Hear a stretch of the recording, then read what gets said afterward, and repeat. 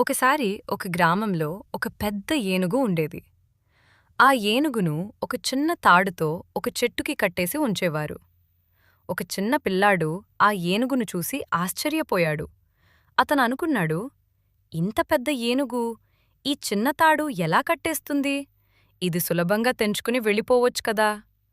అప్పుడతను అక్కడ ఉన్న యజమానిని అడిగాడు. యజమాని నవ్వుతూ చెప్పాడు, ఈ ఏనుగు చిన్నపిల్లగా ఉన్నప్పుడు కూడా ఇదే తాడుతో కట్టేశాం. అప్పుడిది చాలాసార్లు ప్రయత్నించింది, కాని తాడు తెంచుకోలేకపోయింది. ఆ తర్వాత ఇది అనుకుంది, నేనీ తాడు తెంచుకోలేను అని. ఇప్పుడు ఇది పెద్దదైనా, శక్తి ఉన్నా ప్రయత్నించడమే మానేసింది. మనం కూడా చాలాసార్లు ఇలా ఉంటాం.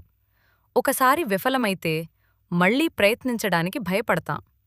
కాని నిజానికి మనలో చాలా శక్తి ఉంటుంది.